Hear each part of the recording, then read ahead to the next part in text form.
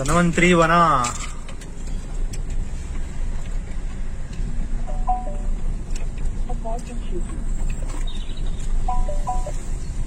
ಬೆಂಗಳೂರಲ್ಲಿ ಈ ತರ ಒಂದು ವನ ಇದೆ ಅನ್ನೋದು ಆಶ್ಚರ್ಯ.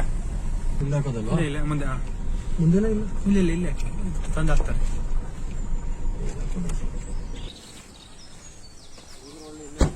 ಹಾ,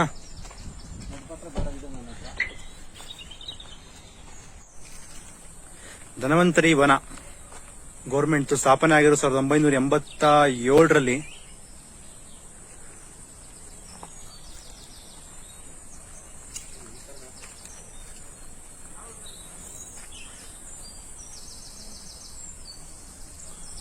ನಮಸ್ತೆ ಎಲ್ಲ ವೀಕ್ಷಕರಿಗೂ.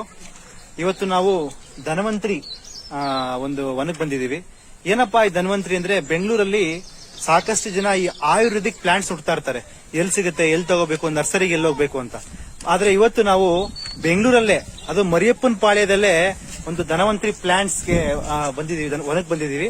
ಇಲ್ಲಿ ಏನಪ್ಪಾ ಅಂದ್ರೆ, ಇವತ್ತು ಯೂಟ್ಯೂಬ್ ನೋಡಿ ಸಾಕಷ್ಟು ಜನ ನನಗೆ ಫೋನ್ ಮಾಡಿ, ಕರೆ ಮಾಡಿ ಬಂದ್ರು. ಈ ತರ ನಮಗೂ ಕೂಡ ಪ್ಲಾಂಟ್ಸ್ ಕೊಡ್ಸಿ ಮನೇಲಿ ಬೆಳೆಸ್ತೀವಿ ಅಂತ. ಹಾಗಾಗಿ ನಮ್ ಜೊತೆ ಫಸ್ಟ್ ಧನಂಜಯ ಶ್ರೀನಿವಾಸ್ ಅಂತ ಅವರಿದ್ದಾರೆ, ಮತ್ತೆ ವೆಂಕಟಾಚಲಯ ಅವರು ಕೂಡ ಇದ್ದಾರೆ, ಕಲ್ಲಯ್ಯ ಅಂತ ಹೇಳಿ. ಸೊ ಈಗ ಸಾಕಷ್ಟು ಜನ ಇವತ್ತು ಈ ಒಂದು ಗಿಡ ಆಯುರ್ವೇದಿಕ್ ಸಸ್ಯಗಳನ್ನ ತಗೊಳಕ್ ಬಂದಿದ್ದಾರೆ. ಸೊ ನಾನು ತೋರಿಸ್ತಾ ಹೋಗ್ತೀನಿ ಇದಾದ್ಮೇಲೆ ಯಾವ ರೀತಿ ಯಾವ ಗಿಡಗಳು ತಗೋತಾ ಇದೀವಿ ಅಂತ. ನೀವು ಕೂಡ ಬರ್ಬೇಕು ಅಂದ್ರೆ ಕೆಳಗಡೆ ಒಂದು ಅಡ್ರೆಸ್ ಹಾಕ್ತೀನಿ. ಆ ಅಡ್ರೆಸ್ ನೀವು ಬಂದು ನೀವು ಕೂಡ ಇಲ್ಲಿ ಪ್ಲಾಂಟ್ಸ್ ಗಳನ್ನ ಪರ್ಚೇಸ್ ಮಾಡಬಹುದು. ಒಳ್ಳೊಳ್ಳೆ ಆಯುರ್ವೇದಿಕ್ ಗಿಡ ಮೂಲಿಕೆ ಇವೆ. ಈ ಕೊರೋನಾ ಟೈಮಲ್ಲಂತೂ ಸಾಕಷ್ಟು ಜನ ಅಮೃತ ಬಳ್ಳಿ, ನೆಲನೆಲ್ಲಿ ಸುಮಾರಷ್ಟು ಪ್ಲಾಂಟ್ ನ ಹುಡುಕ್ತಾ ಇದ್ದಾರೆ. ಹಾಗಾಗಿ ನಾನು ತೋರಿಸ್ತೀನಿ ನಿಮ್ಗೆಲ್ಲ. ನೋಡಿ, ಇದೇ ಧನ್ವಂತರಿ. ನಿಮ್ಗೆ ಬರೀ 5 ರೂಪಾಯಿಗೆ ಯಾವುದೇ ಒಂದು ಗಿಡ ತಗೊಂಡೋಗಿ, ಬರೀ 5 ರೂಪಾಯಿಗೆ ಬೆಂಗಳೂರಲ್ಲಿ ನಿಮ್ಗೆ ಒಂದು ಸ್ಟೇಟ್ ಗೌರ್ಮೆಂಟ್ ಅವ್ರದ್ದು ಧನ್ವಂತರಿ ವನ ಅಂತ ಇದೆ. ಸೊ ಒಂದಲ್ಲಿ ನೀವು ಬಂದು ಯಾವುದೇ ಗಿಡ ತಗೊಂಡಿದ್ರು ಬರೀ 5 ರೂಪಾಯಿ.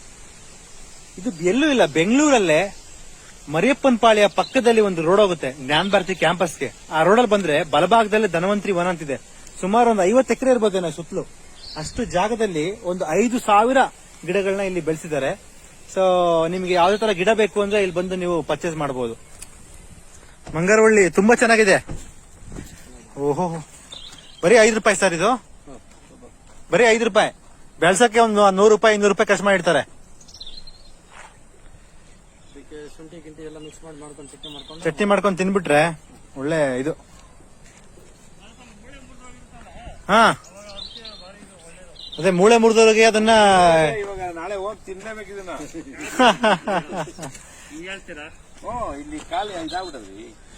ತಿಂದು ಕಟ್ಟಿ ನಮ್ ಗುರುಗಳನ್ನ ಕೇಳಿ ಸಾಕು, ಹೆಂಗ್ ಕಟ್ಟಬೇಕಂತ ಹೇಳ್ಕೊಡ್ತಾರೆ. ಅದರ ಕಟ್ಕೊಂಡ್ಬಿಟ್ಟು ಸಾಕು ಕಾಲಿಗೆ. ಅದು ಚಟ್ನಿ ಮಾಡಿ ಕಟ್ಬಿಡೋದು. ಅದು ಚಟ್ನಿ ಮಾಡಿ ಕಟ್ಬಿಟ್ಟು ಬಟ್ಟೆ ಹಾಕಿನ ಕಟ್ಟಬೇಕು. ಅವ್ರಿಗೊಂದು 5 ಹಾಕಿ, ಇವ್ರಿಗೊಂದು 5. ಇದೇನ್ ಬೆಳೀತಾ ಫುಲ್ ಹಬ್ಬುತ್ತೆ.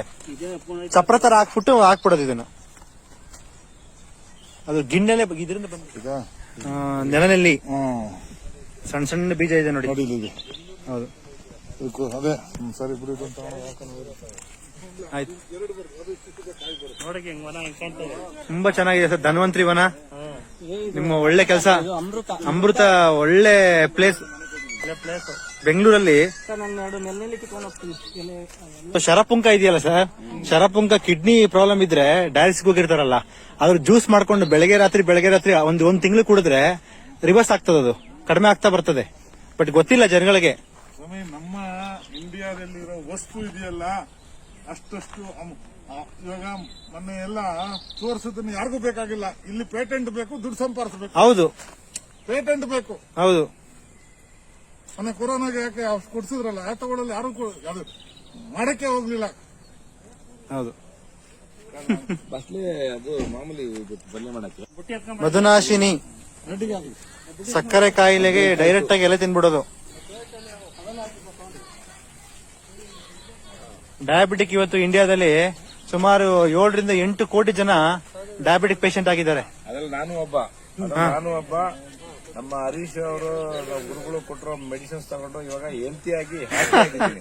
ಖಂಡಿತ ಸರ್, ಅದೇ ಉದ್ದೇಶ. ಎಲ್ಲರೂ ಹೆಲ್ತಿ ಆಗಿರ್ಬೇಕು. ಎಲ್ಲರೂ ಹೆಲ್ತಿ ಆಗಿರ್ಲಿ ಅನ್ನೋ ಒಂದು ಉದ್ದೇಶ ಇಟ್ಕೊಂಡು ನಮ್ಮ ಹರೀಶ್ ಅವರೆಲ್ಲ ಎಪಿಸೋಡ್ ಮಾಡ್ತಾ ಇದ್ದಾರೆ. ನಮ್ಮ ಗುರುಗಳು ಪ್ರಸಾದ ಗುರುಗಳು ಪ್ರಸಾದ ಗುರುಗಳು ಅವರ ಶಿಷ್ಯರು ಇವರು. ಹಂಗೇನಿಲ್ಲ. ಮುಖಾಂತರ ಎಲ್ಲರಿಗೂ ಸರ್ವೇ ಜನ ಸುಖಿನೋಭವಂತು, ಎಲ್ಲರಿಗೂ ಒಳ್ಳೇದಾಗ್ಲಿ ಅಂತ ಹೇಳಿ ಮಾಡ್ತಾ ಇದ್ದಾರೆ. ಉಪಯೋಗಿಸ್ಕೊಳ್ಳಿ. ಸದುಪಯೋಗ. ಖಂಡಿತ ಸರ್. ಕಾಡು ಬಸಳೆ ಇದೇನ್ ಸರ್ ಇದು? ಎಲ್ಲ ರೆಡಿ ಆಯ್ತು. ಮಿಂಟ್ ಬರೀ ಎಲೆ ಬಾಯ್ಲಾಕಲ್ಲ. ಎಲೆ ಬಾಯ್ ಹಾಕೊಂಡ್ಬಿಡೋದು ಅಷ್ಟೇ.